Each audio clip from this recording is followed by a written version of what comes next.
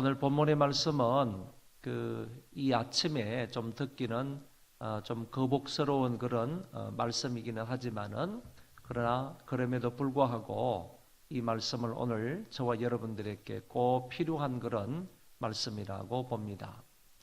한마디로 말해서 예수님께서 회개하지 않으면 망하리라 하는 그런 말씀을 하셨는데 회개하지 않으면 망한다라는 이 사실을 두 가지 예를 통해서 우리에게 말씀을 하신 것입니다.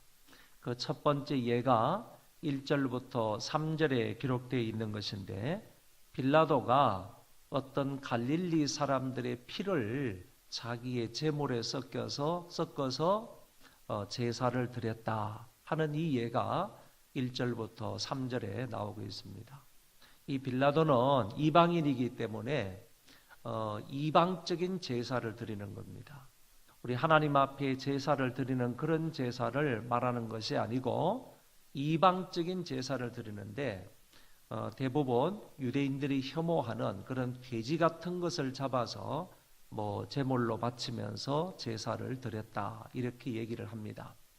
그런데 단순히 그런 짐승을 제물로 바치면서 자기의 신에게 제사를 드린 것이 아니라 오늘 여기 본문에 나오는 이 빌라도는 갈릴리 사람들을 죽여가지고 그 사람들의 피를 받아서 자기가 드릴 제물에 피를 발랐다는 겁니다. 그래서 피를 섞어가지고 제사를 드렸다. 이런 얘기를 갈릴리 사람들 중에서 한 두어 사람이 예수님께 와가지고 이런 얘기를 하는 거예요. 그러니까 예수님께 이런 얘기를 하는 그 두어 사람의 얘기를 보면 그 한두 사람의 그 얘기 가운데에서는 그들이 지금 무엇에 관심을 가지고 있는가 하는 것을 알게 되는데 이 사람들은 이 빌라도의 잔인함에 관해서 관심을 가지면서 어떻게 사람이 이럴 수 있느냐, 어떻게 사람이 사람을 죽여서 피를 받아가지고 자기의 제물에 그것을 발라서 신에게 제사를 드릴 수 있는가? 이거는 인간으로서 너무 잔인하지 않은가? 잔혹하지 않는가? 이런 데에 대해서 관심을 갖고 있기보다는 그런 데에 대해서는 어쩌면 예수님께 와가지고 얘기하는 이 두 사람은 관심이 별로 없는 것 같더라는 거죠. 관심이 없고 어디에 관심이 있느냐 하면은 이 사람들이 빌라도에 의해서 이렇게 칼날에 죽임을 당하는 것을 보니까 다른 갈릴리 사람들보다도 더 죄가 많아서 이렇게 죽은 것 아니냐, 이런 데 관심을 가지고 있다는 얘기입니다. 그래서 예수님께 와가지고 이렇게 얘기하는 이 사람들의 주 관심은 이 빌라도의 잔혹함, 잔인함에 있는 것이 아니라 이렇게 죽은 사람들이 다른 사람들보다 더 죄가 많아서 그 죄 때문에 죽은 것 아닌가, 이렇게 생각을 하고 있다, 그런 얘기입니다. 그래서 예수님께서 그들이 이렇게 말하는 의도를 캐치를 하시고 그것을 아신 예수님께서 아니다, 이 사람들이 갈릴리 사람들보다도 더 죄가 많아서 죽은 것이 아니라 너희도 이 사건을 가리켜서 예수님께서 이렇게 묻고 주위에 있는 제자들 다른 사람들에게 적용을 해서 말씀하시기를 너희도 회개하지 않으면 다 이와 같이 망한다, 이렇게 말씀을 해 주셨다, 그런 얘기입니다. 여러분, 빌라도는 잔인한 사람이면은 분명하죠. 어떻게 사람을 죽여가지고 그 피를 받아 자기 제사하는 그 제물에 발라가지고 제사를 할 수가 있겠습니까? 사람이 사람을 죽인다는 것 자체가 얼마나 잔인하고 잔혹한 그런 일입니까? 마땅히 비난을 받아 마땅한 그런 사람이지만은 그렇게 이해해서 죽임을 당한 사람이 다른 사람들, 지금 살아있는 다른 갈릴리 사람보다도 더 죄가 많아서 죽은 것은 아니다. 예수님께서 이렇게 말씀을 하시면서 이 한 사건을 제자들에게 적용을 시키면서 너희도 회개하지 않으면 망한다 하는 사실을 말씀해 주셨다. 그런 얘기입니다. 그리고 나서 이제 두 번째 사건에 관해서 예수님께서 예를 들어 말씀을 하시는데, 이 사건은 예루살렘 근방에서 큰 망대가 하나 있는데, 이 망대가 무너져서 그 무너지는 바람에 그 밑에서 18명이 깔려 죽은 사건을 예수님께서 얘기를 하시는 것입니다. 여러분, 첫 번째 사건은 다른 어떤 사람이 다른 어떤 사람을 죽여서 피를 받아가지고 자기의 재물에 섞어서 제사를 했다, 이 얘기를 하는 거고, 이 이야기는 갈릴리에서 있었다 이런 얘기를 하지만은, 두 번째 사건은 갈릴리에서 한참 멀리 떨어져 있는 예루살렘에서 일어나고 예루살렘에서 벌어진 사건을 얘기를 하고 있는 겁니다. 첫 번째는 사람이 사람을 죽여서 피를 흘린 것에 관한 얘기고, 두 번째 이 사건은요, 자연적인 재해로 인하여서 사람이 죽은 것을 가리켜 말하고 있는 것입니다. 이 얘기가 뭐냐 하면은, 예루살렘은요, 예루살렘이나 또는 예루살렘 성전을 보호하고자 하는 그런 입장에서 높은 망대를 세워놨습니다. 혹시 뭐든 사건, 사고 아니면 적들의 침략 이런 것이 있을 때 그 높은 망대에 올라가 있는 이 파수꾼들이 항상 주의를 경계하면서 무슨 일이 벌어지면 빨리 조치를 하기 위해서 예루살렘 성을 보호하기 위한 목적으로 높은 그런 탑을 세워놨단 말이죠. 높은 망대를 세워놨습니다. 그래서 항상 사람들은 거기에 올라가 가지고 예루살렘 주위를 잘 관찰하면서 혹시 어떤 일이 벌어지지는 않는가 이런 것들을 살피면서 거기에 망을 보는 그런 망대가 있었는데, 이게 어찌된 판인지 그게 무너졌단 말이에요. 그게 무너져서 집단적으로 거기에 이제 재해가 일어났는데, 집단적으로 18명이 죽었단 말이죠. 이거는 보통 사건이 아니죠. 지금도 18명이 사망하는 그런 사건이 벌어지면, 사고가 나게 되면 정말 뭐 뉴스에 떠들썩할 것인데, 그 당시에는 이건 엄청난 사건이란 말이죠. 이 얘기를 예수님께서 하시면서 망대가 무너져서 18명이 죽었는데, 그 죽은 18명의 사람들이 살아있는 다른 예루살렘에 있는 사람들보다 죄가 더 많아서 그렇게 재해를 당한 것 같느냐, 재해를 당한 줄 아느냐? 아니다 라고 얘기하시면서, 너희들도 5절 마지막 부분에 너희도 회개하지 아니하면 이와 같이 망한다 하는 사실을 예수님께서 말씀을 해 주시는 것입니다.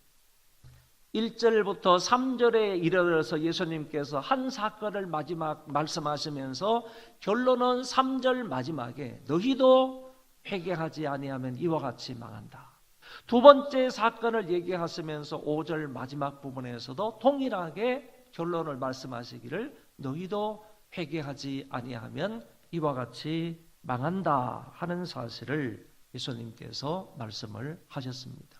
그러니까 두 사건의 결론이 동일하게 회개하지 않으면 망한다 하는 사실을 주님이 말씀해 주고 있다, 그런 얘기입니다.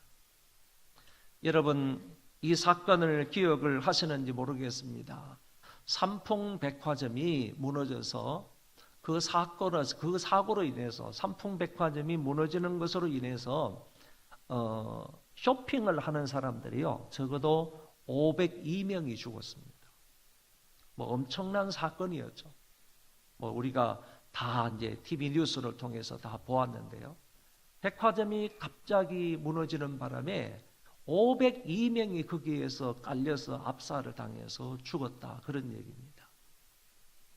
여러분, 성수대교가 아침에 출근하는 길에 갑자기 그냥 그 강물에 내려앉아 가지고 출근하는 사람들이 갑자기 그 강물에 떨어져서 몇 명이 죽었느냐 하면은 32명이 사망을 했습니다. 세월호가 남해 바다에서요 침몰해 가지고 무려 304명의 아이들을 포함해서 어른들이 죽고 말았습니다. 여러분, 이렇게 해서 죽은 사람들이 죄가 살아있는 다른 사람들의 죄보다 더 많아서 그렇게 죽은 줄 압니까? 이런 사고로 인하여서 죽은 사람들이 그 사람은 분명히 살아있는 다른 사람들보다 죄가 더 많아서 죽은 것 같느냐? 아니요. 예수님은 말씀하시기를 아니다. 우리에게 적용을 시키면서 너희도 회개하지 않으면 이와 같이 망한다라는 것을 주께서 말씀을 하셨습니다. 결국에는요, 사람은 죄 때문에 망하는 것이 아니라는 얘기예요. 근본적인 것은 죄 때문에 망한다고 말할 수 있지만은 죄 때문에 망하는 것이 아니라 회개하지 않기 때문에 망한다는 거예요. 그래서 주님께서 이 두 사건을 예를 들어서 우리에게 오늘 말씀하고 계시는 것은 회개해야 된다. 살려면 회개해야 된다. 하나님의 긍휼과 은혜를 입으려면 회개해야 된다. 회개해야 살 수 있다 하는 사실을 우리에게 말씀해 주고 있는 것입니다. 죄 때문에 지옥 가는 것이 아니라요, 회개하지 않기 때문에 지옥 가는 거예요. 우리 모두는 다 죄인입니다. 그런데 그 죄를 회개하면 산다는 얘기입니다. 그러나 회개하지 않으면요, 지옥 가고 마는 것입니다. 주님은 친히 말씀하시기를 내가 온 것은 의인을 부르러 온 것이 아니라 죄인을 불러 회개시키러 왔다, 이렇게 말씀하셨습니다. 의인을 불러가지고 당신의 나라로 데려가시기 위함이 아니라는 겁니다. 죄 많은 죄인을 불러서 그 사람을 회개시켜서 데려가시기 위해서 주님께서 이 세상에 오셨다. 그리고 예수님께서 공생애 시작하시면서 첫 말씀이 우리가 아시는 대로 회개하라 천국이 가까이 왔느니라. 여러분, 무엇인가 시작을 할 때 제일 첫 번째 말하는 것은 자기의 심중이 드러나 있는 말 아닙니까? 자기의 의도가, 속에 있는 그런 의도가 드러나 있는 그런 말씀이 아니겠습니까? 예수님께서 앞으로 3년 동안 공생의 사역을 하면서 어디에다가 내가 포커스를 두고 사역을 해야 되겠다, 그 말씀이 회개하라 천국이 가까이 왔느니라, 이 말씀 아니겠습니까?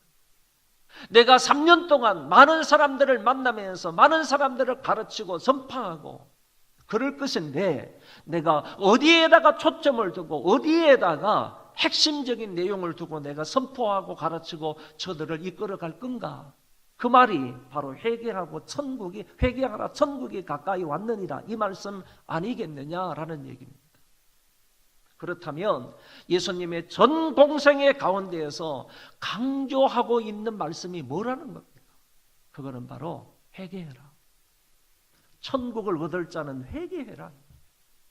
그 사실을 강조해서 말씀하셨다고 보는 것입니다. 제자들도 다니면서 회개해라, 회개해라, 이런 말씀을 많이 하셨고요. 특별히 베드로 사도는 사도행전에서 이렇게 말해요. 너희가 회개하고 돌이켜 너희 죄 없이 함을 받으라. 그리하면 유쾌하게 되는 날이 온다. 저는 이 말씀에요, 상당한 도전을 받아요. 내 마음이 기쁘려면요, 진정으로 내 마음속에 이런 기쁨이 일어나려면, 유쾌하게 되는 그런 날이 오려면 하나님 앞에 철저하게 내 죄를 회개해야 된다. 돈 좀 벌어가지고 돈 때문에 오는 그런 기쁨, 그런 어떤 유쾌함, 이것보다도요, 정말로 내가 하나님 앞에 작은 죄 하나라도요, 하나님 앞에 철저하게 내어놓고 통회하면서 회개하고 기도할 때 그것을 통해서 하나님께서 내 마음속에 기쁨을 주시고 내 마음속에 죄 용서함을 주실 때에 찾아오는 그 감격이나 기쁨이라는 것은 이루 말할 수가 없는 거지. 죄 용서를 받는 그 기쁨이라는 것은 형용할 수 없는 거라고요. 베드로 사도가 이 얘기를 하고 있는 거예요. 회개해라. 그래 하면 유쾌하게 되는 날이 온다. 여러분, 마음에 우울함이 있다든지 아니면 마음에 근심 걱정이 많다든지 그리고 아무것도 하기 싫다든지 무기력증에 빠져 있다든지 기쁨이 없고 항상 근심 속에 있다든지 하면 하나님 앞에 회개하시기 바랍니다. 그러면요, 정말 이 세상이 줄 수 없는 그런 기쁨과 평안이 우리 마음을 장악하게 될 줄로 믿습니다. 그리고 더 나아가서 하나님은 아무도 멸망치 않고 회개하기에 이르기를 원하신다라고 하셨고요. 시편 기자는 하나님은 마음이 상한 자를 가까이 하시고 중심에 통회하는 자를 구원하신다. 중심에 회개하고 통회하는 사람을 구원하시고요. 죄인 하나가 회개할 때 하나님이 기뻐하신다라는 말씀을 누가복음 15장에서는 여러 번 말씀하고 있습니다. 이런 말씀들을 볼 때 우리를 향한 하나님의 의도가 무엇인지를 우리는 알게 되지 않습니까? 나를 향한 하나님의 의도가 뭐냐 이거지. 너희들 회개하여 죄 용서를 받고 깨끗한 마음을 가지고 사는 것을 하나님이 원하신다, 이런 생각 들지 않습니까? 우리를 향하신 하나님의 그 의도는요, 우리의 정결함, 거룩함입니다. 내가 거룩하니 너희도 거룩하라. 이것이 바로 주 안에서 우리를 향하신 하나님의 뜻이라고 말씀을 하고 계시는 것처럼요, 우리를 향하신 하나님의 의도는 우리의 정결함입니다. 그런 거로 죄 없는 사람 없으므로 다 같이 회개함으로요, 항상 정결하고 거룩하고 세상과 구별된 그런 마음을 갖는 것이다 하는 사실을 믿으시기를 바랍니다. 예수님께서 마태복음 11장에서 이 고라신과 벳사이다를 강하게 책망을 하시면서 이렇게 말씀하십니다. 내가 너희들에게 베푼 그 권능을 여기 두로와 시돈에 행하였더라면 벌써 그 사람들은 제 가운데 앉아서 회개하였을 것이다. 두로와 시돈에 만약에 이 예수님의 능력을 행하셨다면 예수님께서 그 사람들에게 가가지고 복음을 전하고 당신의 능력을 그들에게 보여주셨다면 벌써 그 사람들은 제 가운데 앉아서 회개하였을 것이다. 그러면서 이 고라신과 벳사이다 사람들을 책망하시는 거예요. 너희들은 그러지 못했다는 거죠. 너희들은 내가 그렇게 많은 이적을 베풀었음에도 불구하고 그것을 통해서 믿지 않았다, 회개하지 않았다 하는 사실을 예수님께서 강하게 그들을 책망하신 것을 볼 수가 있습니다. 시편 기자는 회개하지 않으면 주께서 그 칼을 가시며 그 활을 이미 당기어 예비하신다. 저는 이것을 한번 상상을 좀 해봤습니다. 회개하지 않는 사람을 위해서 우리 하나님께서 칼을 갈고 계십니다. 칼을 갈고 계신데 뭐 하려고요? 칼로서 심판하시려고. 이미 칼을 갈고 계신다고 하셨습니다. 그리고 활을 당기어 계신다고. 화살을 시위대에 놓고 시위대에 얹어서 잡고 이 활을 당기고 계신다. 회개하지 않는 사람을 적중시키기 위해서, 회개하지 않는 사람을 향해서 이 활 시위를 놓기 위해서요, 지금 하나님께서는 활 시위를 당기고 계신다. 칼을 갈고 계신다. 무서운 말씀 아닙니까? 옛날에 적을 향하여서 활 시위를 당기는 그런 저격수들을 보지 않습니까? 그냥 활을 쫙 당기는 것이 아니죠. 당겼다가 나중에 이 활을 90도로 싹 비틉니다. 왜 비트는 줄 아세요? 그냥 당겨서 놓으면요, 이 화살이 똑바로 가지만은요, 이거 90도로 다 비틀어서요, 탁 놓으면 이 화살이 돌면서 가는 거예요. 그럼 사람에게 치명적으로 영향을 가는 거예요. 그냥 돌면서 그 사람을 맞추기 때문에 그 사람은 화살에 맞기만 하면 그 자리에 쓰러져 죽는 거예요. 이런 생각을 좀 안 해보셨습니까? 회개하지 않는 사람을 향해서 하나님께서 지금 이 화살을 당기고 90도로 비틀고 계시는 거예요. 이런 무서운 말씀이 시편에 있다 하는 것을 우리가 볼 수 있습니다.